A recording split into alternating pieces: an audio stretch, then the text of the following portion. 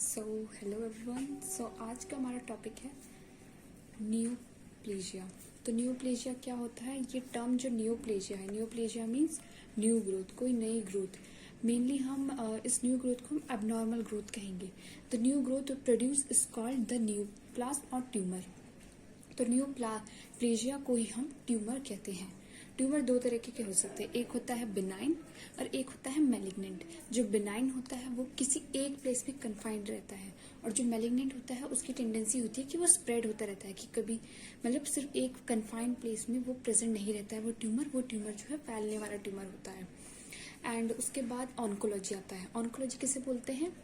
The branch of science dealing with the study of neoplasm. और हम जो इस ट्यूमर की स्टडी कर रहे हैं, इसके मतलब कि कैसे होता है, क्या होता है, इन सब चीज़ों को हम कहते हैं ऑन्कोलॉजी। तो ऑन्कोलॉजी क्या है? Branch of science dealing with the study of neoplasm. Then इसके बाद आता है अगर हम स्पेसिफिक वो बताएं कि डेफिनेशन क्या होती है न्यूप्लाज्म को, which will help you to write it in your exams.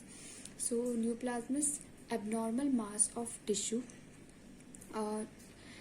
is the growth of which exceed and is uncoordinated with that of the normal tissue, and it persists in the same excessive manner even after cessation of stimuli which evoke the change. Means neoplasm क्या है? एक abnormal mass of tissue है, जो abnormal growth है, जो है time जो exceed होती रहती है और अनकोऑर्डिनेटेड है।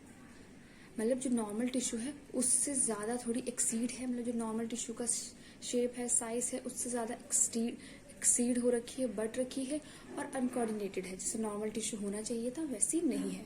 It persist in the same excessive manner even after caseation of stimuli. एक टाइम के बाद मतलब एक स्टिमुलाई आता है, ग्रोथ फैक्टर जीन होता है हमारा, जिस वजह से वो सिग्नल भेजता है कि कब किसी का, जैसे इस सेल की अब हमें मतलब ये जी नॉट फेस में जाएगा, या फिर इसका जी नॉट फेज से वापस आ जाएगा, अब इसको फर्दर ग्रो करना है, डिवाइड करना है। तो इन सब चीज़ों के जो ग्रोथ फैक्टर जीन होते हैं, ये सब रिस्पॉन्सिबल होते हैं कि कब वो सेल जो है एक्टिवेट होगा और कब नहीं होगा। लेकिन इसमें क्या होता है न्यूप्लाज्म में, कि वो जो बाहर से स्टिमुलाई आ रहा है वो तो गैसेशन मीन्स स्टॉप हो जाना, कि वो स्टॉप तो हो गया है, लेकिन फिर भी उसका एक्सेसिव मैनर में, मतलब फिर भी जो है उस टिश्यू की या उस सेल्स की जो है ग्रोथ होती जा रही है वह, इसी को हम जो है ट्यूमर कहेंगे। ये जो एबनॉर्मल ग्रोथ है, कि जो हमें एक नॉर्मल टिश्यू में देखने को नहीं मिलती है। इसके बाद every tumour has two components. Her tumour के दो कंपोनेंट्स होते हैं, एक पैरेन्काइमा और एक सपोर्टिव स्ट्रोमा। पैरेन्काइमा क्या है? It is comprised by the proliferative tumour cell. इसमें पॉलीफेरेटिव ट्यूमर सेल्स होते हैं। और supportive stroma it is composed of fibrous connective tissue and blood vessels. Then जो हमारा नेक्स्ट टर्म आता है डेस्मोप्लेजिया। डेस्मोप्लेजिया इस टर्म का मतलब ही क्या है? Production of abundant collagen stroma by the parenchymal cells which leads to excessive fibrosis। means इसमें जो है parenchymal cells जो है excessive अमाउंट में, abundant अमाउंट में जो है कोलेजन स्ट्रोमा प्रोड्यूस करती है। इसमें जो पैरेन्काइमा से ज़्यादा जो है इस पर सपोर्टिव स्ट्रोमा प्रेजेंट रहते हैं, which leads to excessive fibrosis। this is seen in aggressive tumor। यहाँ पे aggressive tumor का मतलब क्या है? कि मतलब ऐसा ट्यूमर जो बढ़ता है, बढ़ने वाला ट्यूमर। अब हमारा नेक्स्ट टॉपिक है बेनाइन और मैलिग्नेंट ट्यूबर के बारे में पढ़ना। तो इसमें हम क्या पढ़ेंगे कि अगर जैसे हमारे सामने बहुत सारे से नाम दे रखे हैं, कि अलग अलग नाम दे दिया, जैसे फाइब्रोमा दे दिया, स्क्वैमस सेल कार्सिनोमा दे दिया, या फिर और भी कोई दे दिया, और भी कुछ में नाम दे रखे हैं, हमें आइडेंटिफाई करना है कि ये बेनाइन ट्यूमर है या मैलिग्नेंट ट्यूमर है। मतलब बाय द नेम उनको नाम पढ़ के हमें फाइंड आउट करना है कि ये बेनाइन है या मैलिग्नेंट है। तो हम कैसे पता लगेंगे? तो इसकी बहुत ही ईजी ट्रिक भी नहीं, बट इसमें एक होता है कि जो बेनाइन ट्यूमर होते हैं, अब पढ़ते हैं, जितने भी बेनाइन ट्यूमर है, all benign tumours ends by the suffix ओमा। इसमें भी कुछ एक्सेप्शन है, लेकिन मतलब सारे मोस्टली जो सारे बेनाइन ट्यूमर है वो ओमा वर्ड से उनके जो सफिक्स होता है, मतलब एंड जो है ओमा से होता है, OMA। For example fibroma, chondroma, osteoma, adenoma, papilloma, तो सब में जो है OMA आ रहा है। लेकिन इसमें ये तो बेनाइन ट्यूमर में होता है ये ओमा, लेकिन कुछ ऐसे एक्सेप्शन है जिस वर्ड में ओमा तो आ रहा है लेकिन वो बेनाइन ना होके मैलिग्नेंट होते हैं। तो कुछ एक्सेप्शन है, मेलेनोमा, सेमिनोमा, हेपेटोनोमा, मेसोथीलियोमा, लिम्फोमा। कौन कौन से होते हैं? मेलानोमा, सेमिनोमा, हेपेटोनोमा, मेसोथीलियोमा और लिम्फोमा। उसके बाद जैसे हमने पढ़ा एडिनोमा, फिब्रोमा, कॉन्ड्रोमा। तो एडिनोमा होता क्या है ये सब? ओमा का मतलब क्या हो गया यहाँ पे? Benign tumour. ट्यूमर भी कौन सा? बिनाइन वाला। और एडी वर्ड जो है ग्लैंड के लिए यूज होता है, तो it means benign epithelial tumour arising from glands. Okay, तो इसके बाद सेकंड है हमारा papilloma, the tumour which have the finger like projection. Papillae होते हैं ना जैसे ऐसे, फिंगर लाइक, तो वो ट्यूमर जिसमें फिंगर लाइक प्रोजेक्शन हो, मतलब ऐसे फिंगर्स की तरफ प्रोजेक्शन, कि मतलब आउटवर्ड ऐसे निकल रखे हैं ऐसे कि हमें दिख रहे हैं वो प्रोजेक्शन। उस ट्रॉमा की शेप वैसी होगी, वो जो ट्यूमर होगा, जो ट्यूमर होगा उसकी फिंगर लाइक प्रोजेक्शन होगी। देन उसके बाद आता है मैलिग्नेंट ट्यूमर। अब मैलिग्नेंट ट्यूमर का कैसे पता लगाएंगे? अभी हमने बेनाइन का पता लगा लिया कि ओमा वर्ड से एंड होता है। अब इसमें आ गया नया जैसे फिब्रोमा, कॉन्ड्रोमा, ऑस्टियोमा, एडियोनोमा, पैपिलोमा। लेकिन एक्सेप्शन भी हमने पढ़े कि 5 एक्सेप्शन है, मतलब अगर हमें ये 5 मैलिग्नेंट ट्यूमर पता होंगे कि हाँ कौन कौन से एक्सेप्शन वाले पता होंगे, तो हम बेनाइन को इजीली फाइंड आउट कर सकते हैं कि हमें पता है कि ये 5 तो एक्सेप्शन में होते हैं, तो बाकी सब जो ओमा से एंड हो रहे हैं वो बेनाइन होंगे।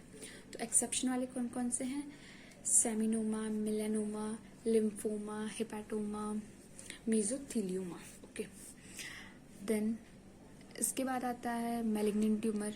अब मैलिग्नेंट ट्यूमर जो है 2 तरीके के सेल से बने रहते हैं, एक का एपिथेलियल ओरिजिन देखते हैं हम, और एक का मेसेनकाइमल ओरिजिन।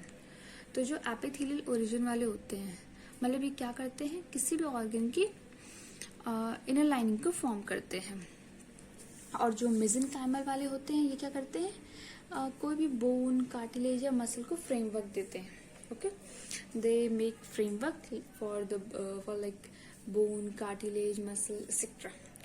और अब बात आती है कि हम पता कैसे लगाएंगे कि ये मैलिग्नेंट तो है, मैलिग्नेंट में भी हम एपिथेलियल ओरिजिन है या मेसेनकाइमल ओरिजिन है, ये पता कैसे लगाएंगे, फाइंड आउट कैसे करेंगे? तो इसका एक बहुत इजी सा होता है। जो एपिथेलियल ओरिजिन वाले मैलिग्नेंट ट्यूमर होते हैं, उसका सफिक्स होता है कार्सिनोमा। और वही जो मेसेनकाइमल वाले होते हैं, मेसेनकाइमल ओरिजिन मैलिग्नेंट ट्यूमर होता है, उसका सफिक्स होता है sarcoma. Carcinoma, sarcoma. Epithelial origin वाले कार्सिनोमा, उनका सफिक्स होता है, और जो मेसेनकाइमल ओरिजिन वाले होते हैं उनका सफिक्स होता है सार्कोमा। अब इतना हो गया। उसके बाद नेक्स्ट, अब जो एपिथेलियल ओरिजिन वाले होते हैं वो मेनली 2 तरीके के टिश्यू से बने रहते हैं, एक होता है स्क्वैमस और एक होता है कॉलमनार।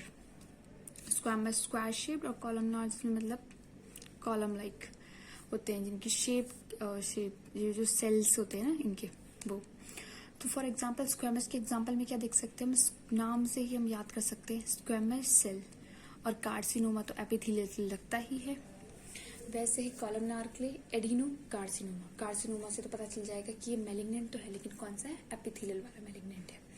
ओके, तो स्क्वैमस के लिए कौन सा एग्जांपल है? Squamous cell, carcinoma. और वहीं जो नेक्स्ट दूसरी तरफ है कॉलमनार, उसके लिए एडिनो कार्सिनोमा।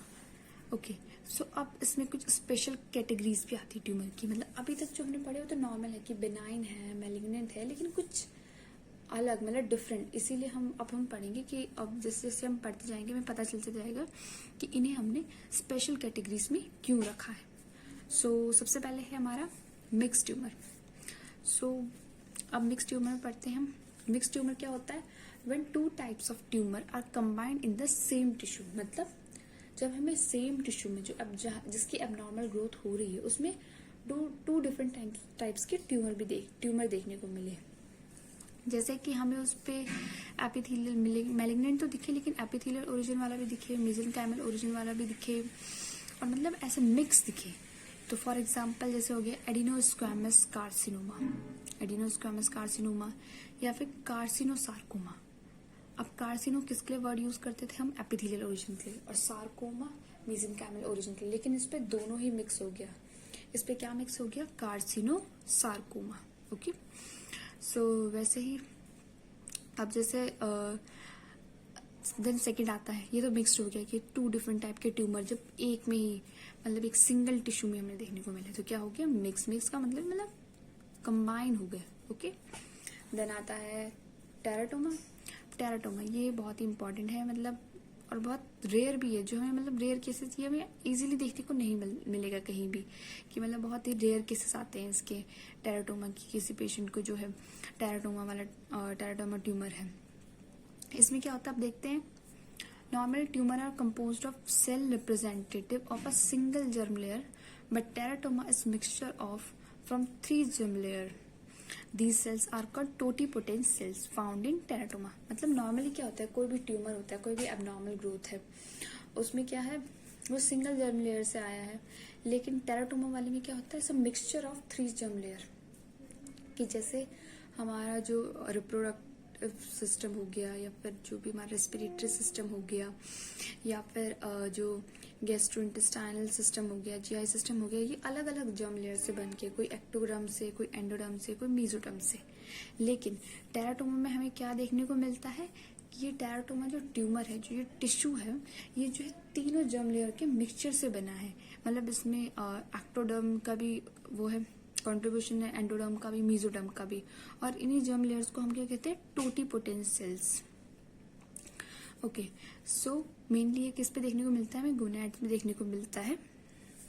और इसमें क्या होता है, अगर आप इसके पिक्चर देखोगे तो इसके पिक्चर में आपको दिखेगा कि सेम टिश्यू में आपको हेयर भी ग्रो करते हुए दिखेंगे, हेयर भी प्रेजेंट होगा, कोई टीथ भी, टूथ, या फिर और भी मतलब मास, सेल मास, मतलब ऐसे नॉर्मल मिक्सचर देखने को मिलेगा। बहुत ही मतलब आप पिक्चर्स देखोगे तो बहुत ही अजीब सा मतलब ऐसा हो देखने को मिलेगा कि सब चीजें इसमें आ रही है, कि मतलब नॉर्मली तो ऐसा होना चाहिए कि मतलब नहीं दिखना चाहिए ना कि एक ही सेल मास में अब आपको कहीं किसी का टेराटोमा ट्यूमर हो रखा है, उसमें वहीं पे हेयर ग्रो कर रहा है, वहीं पे मतलब नॉर्मल जो टूथ होता है वो तो हमारे माउथ में प्रेजेंट होता है, लेकिन आपको उसमें भी देखने को मिल जाएगा कि एक्स्ट्रा जो आ रखा है वो सब। देन उसके बाद थर्ड आता है ब्लास्टोमास या एम्ब्रियोमास।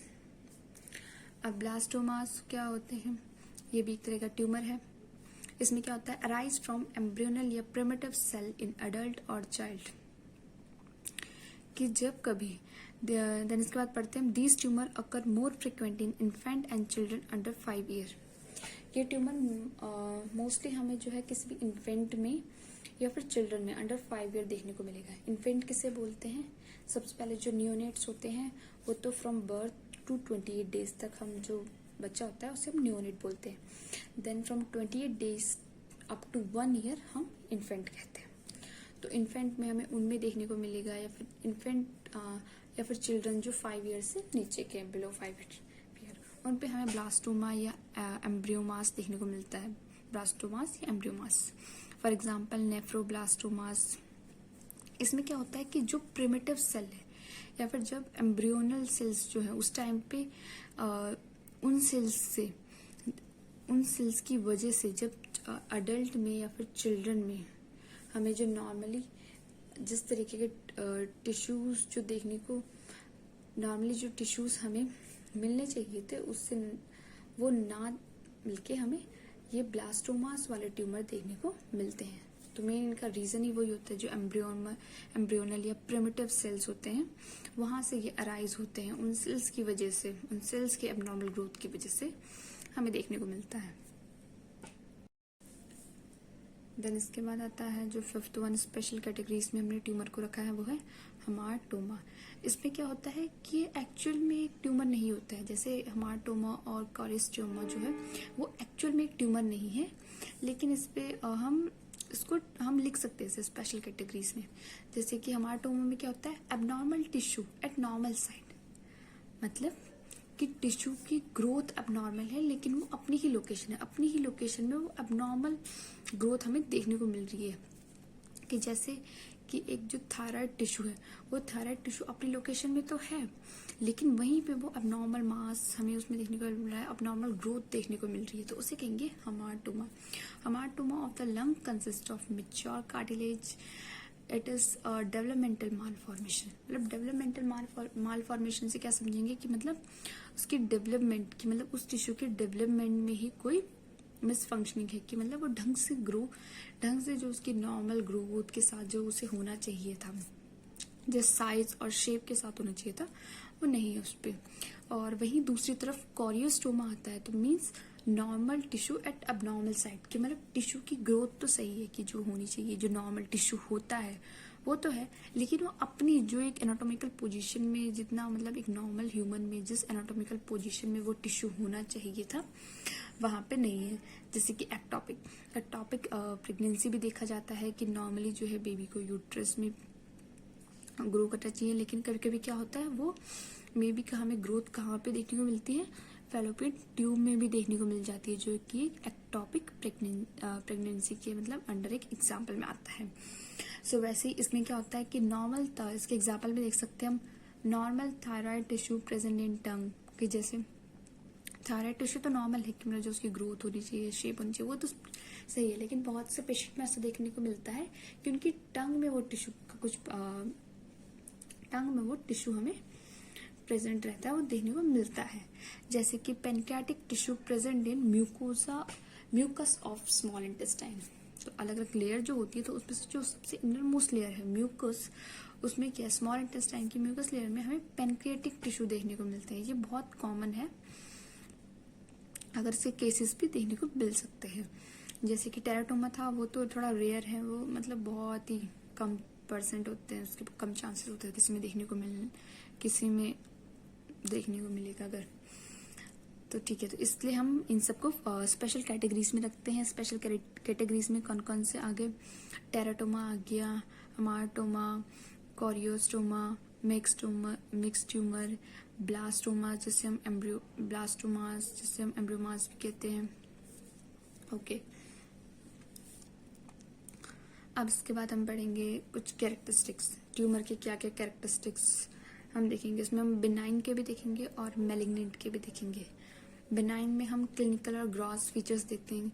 ग्रॉस स्टडी वो होती है जो हम अपनी नेक्ड आइज से, जो नॉर्मली हम आंखों से देख के हम पता लगा सकते हैं, और एक होती है जैसे स्टडीज भी दो तरह की होती है ना, मतलब अलग अलग, एक माइक्रोस्कोपिक होती है, एक ग्रॉस होती है। ग्रॉस जो हम अपनी नेक्ड आइज से, मतलब ऐसी अगर हम आइज से ऐसी देख सकते हैं हमें किस तरीके की, मतलब ऐसे जैसे माइक्रोस्कोपिक स्टडी होती है उसमें तो पूरा हमें मतलब लैब वगैरह में पूरा अच्छे से देखना पड़ता है माइक्रोस्कोप की हेल्प से, तो इसमें वो नहीं होता है। सो आप सबसे पहले हम पढ़ेंगे क्लिनिकल एंड ग्रॉस फीचर्स, उसके क्या हो सकते हैं ट्यूमर के। एक आता है सबसे पहले है बाउंड्रीज। जो बेनाइन होता है, बेनाइन क्या होता है, इनकैप्सुलेटेड और सर्कमफेरेंस वेरी नीट, मतलब एक प्लेस में हमने जैसे बताया ना कि वो कन्फाइंड रहता है, जहाँ है वहीं रहता है, फैलता नहीं है, तो इसीलिए बोला इसलिए इनकैप्सुलेटेड और सर्कमफेरेंस वेरी नीट, कि हमें पता रहता है कि किस एरिया में वो कन्फाइंड, उसके सर्कमफेरेंस के बारे में। लेकिन मैलिग्नेंट क्या है, मैलिग्नेंट ट्यूमर स्प्रेड होता है, तो इसका मतलब इसकी बाउंड्रीज भी इरेगुलर है and circumference is very poor. Okay, तो बाउंड्रीज में देखेंगे कि ऐसे भी लिख सकते हैं कि एक की रेगुलर रहती है, एक की इरेगुलर। देन सेकेंड आ गया सराउंडिंग टिश्यू, ऑफन कंप्रेस्ड और यूजुअली इन्वेडेड, कि मतलब जो सराउंडिंग टिश्यू, जैसे कहीं पे बेनाइन ट्यूमर हो रखा है तो उसके सराउंडिंग में कुछ टिश्यू होते हैं, कुछ ऑर्गन होते हैं, तो बेनाइन ट्यूमर क्या करता है, नॉर्मली उन सराउंडिंग टिश्यू को सिर्फ कंप्रेशन डालता है, मतलब थोड़ा इन्वेड नहीं करता, उसके अंदर नहीं जाता है, सिर्फ कंप्रेशन करता है, क्योंकि उस साइज में बढ़ रहा है अपनी ही पोजीशन में, लेकिन थोड़ा साइज में बढ़ रहा है, तो उसके एडजेसेंट जो भी ऑर्गन्स होंगे उन पे कंप्रेशन डालेगा। लेकिन मैलिग्नेंट ट्यूमर तो स्प्रेड भी होते हैं, तो इनकी स्प्रेड होने की टेंडेंसी है, इस वजह से क्या होता है कि ये इन्वेड भी कर जाते हैं यूजुअली, कि उस टिश्यू के अंदर तक चले जाते हैं। अब साइज हम देखने को मिलेंगे, साइज जो है बेनाइन का यूजुअली स्मॉल होता है क्योंकि स्प्रेड नहीं होता है, वहीं दूसरी तरफ मैलिग्नेंट का लार्ज होता है। और बेनाइन के secondary changes occurs less often और मैलिग्नेंट में occurs more often. Then microscopic features क्या होंगे, अगर उनका पैटर्न की बात करें तो usually resemble like the tissue of origin closely, and then on the other side malignant show poor resemblance of the tissue of origin. Okay, अब इसमें बेसल पोलैरिटी की बात आती है कि बेनाइन का कैसे रहता है, मैलिग्नेंट में कैसे रहता है। सबसे पहले बेसल पोलैरिटी होती क्या है, नॉर्मली जो सेल होता है उसका जो न्यूक्लियाई होता है वो सेंटर की क्लोज टू सेंटर, मतलब एकदम सेंटर में नहीं होता लेकिन क्लोज टू सेंटर होता है। लेकिन जब किसी सेल्स की बेसिक पोलैरिटी लॉस हो जाती है तो उसका वही न्यूक्लियस जो है सरफेस की तरफ मतलब बेस की तरफ आ जाता है। सो अगर हम बेनाइन में देखेंगे तो बेनाइन में बेसिल पोलैरिटी, जो बेनाइन है उसमें बेसिल पोलैरिटी रिटेन रहती है और जो मैलिग्नेंट है उस पर लॉस्ट हो जाती है। देन आता है pleomorphism. Pleomorphism variation in shape and size usually benign में प्रेजेंट रहती है और मैलिग्नेंट में यूजुअली बेनाइन में प्रेजेंट नहीं रहती है, और जो मैलिग्नेंट है वहां पे प्लियोमॉर्फिस मतलब यूजुअली प्लियोमॉर्फिस में शेप और साइज में जो वेरिएशन देखने को मिलते हैं वो होते हैं मैलिग्नेंट में। और NC ratio means nucleocytoplasmic ratio. जो एक बेनाइन ट्यूमर है उसमें क्या होता है ratio 1:4 means nucleocytoplasmic ratio means normally जो है जो साइटोप्लाज्म होता है टोटल साइटोप्लाज्म उसका जो 1/4 होता है वो न्यूक्लियस ने लिया रहता है। लेकिन मैलिग्नेंट ट्यूमर में क्या होता है जितना न्यूक्लियस है, जितना साइज, जितना एरिया न्यूक्लियस ने कवर कर रखा है किसी सेल में उतना ही जो है साइटोप्लाज्म का मतलब इक्वल रहता है रेशो में 1:1। तो ज्यादा बेटर क्या है बेनाइन ट्यूमर है रादर देन मैलिग्नेंट ट्यूमर, क्योंकि एक तो मैलिग्नेंट ट्यूमर स्प्रेड भी करता है और उसके आगे कॉम्प्लिकेशंस भी हो सकते हैं। देन उसके बाद हम पढ़ते हैं एनाइसोन्यूक्लियोसिस। एनाइसोन्यूक्लियोसिस में क्या होता है nucleus show variation in shape and size. जब न्यूक्लियस जो है शेप और साइज में वेरिएशन दिखाता है। नॉर्मली बेनाइन में एब्सेंट रहता है क्योंकि ये इतना स्प्रेड नहीं करता है, और जो मैलिग्नेंट है उसमें प्रेजेंट रहता है मीन्स ये एबनॉर्मल है। प्रेजेंट होने का मतलब है कि ये एबनॉर्मल है एनाइसोन्यूक्लियोसिस। देन उसके बाद जो ट्यूमर जाइंट सेल है वो may be present but are always with normal nucleus. लेकिन on the other hand in malignant the tumour giant cell is present with nuclear atypia. Then आता है क्रोमोसोमल एबनॉर्मलिटीज। जो benign होता है उसमें infrequent और जो मैलिग्नेंट है उसमें फ्रीक्वेंटली प्रेजेंट मतलब देखने को मिलता है क्रोमोसोमल एबनॉर्मलिटीज। फंक्शन की बात करें तो बेनाइन का यूजुअली वेल मेंटेन्ड होता है, लेकिन उसमें क्या होता है मैलिग्नेंट में फंक्शन लॉस्ट हो जाता है, एबनॉर्मल हो जाता है। देन एक तरफ अब हम थर्ड में आएंगे ग्रोथ रेट। बेनाइन का क्या होता है यूजुअली स्लो मोर डबलिंग टाइम, कि बेनाइन जो है बहुत धीरे धीरे ग्रो करता है तो उसका डबलिंग टाइम ज्यादा है। डबलिंग टाइम मतलब जब एक सेल 2 सेल में डिवाइड हो रहा है तो उसे हम डबलिंग टाइम कहेंगे। कि अगर अब वही ऑब्वियस सी बात है कि अगर कोई सेल धीरे धीरे ग्रो कर रहा है तो धीरे धीरे अगर उसको 1 से 2 में डिवाइड होना है तो उस पर भी टाइम लगेगा। तो यहाँ वही बोला गया है कि इसका ग्रोथ रेट तो स्लो है लेकिन डबलिंग टाइम ज्यादा है देन किसके मैलिग्नेंट के, जहाँ पे मैलिग्नेंट बहुत तेजी से स्प्रेड होता है और उसका डबलिंग टाइम कम होता है, मतलब 1 से 2, 2 से 4 ऐसे मतलब बहुत तेजी से फैलता है वो। अब लोकल इन्वेजन में देखे तो बेनाइन जो है often compress the surrounding tissue को कंप्रेस कर देता है, और no invasion only compression. Means local invasion देखे तो बेनाइन जो हमेशा कंप्रेशन, कभी भी वो इन्वेड नहीं करता है, सिर्फ कंप्रेशन हमें जो है देखने को मिलती है। और वैसे ही मैलिग्नेंट की बात करें तो वहां पे भी हमें यूजुअली इन्वेजन देखने को मिलता है मेनली, और जो उसमें मेटास्टेसिस होता है बेनाइन में वो एब्सेंट होता है लेकिन मैलिग्नेंट में प्रेजेंट होता है।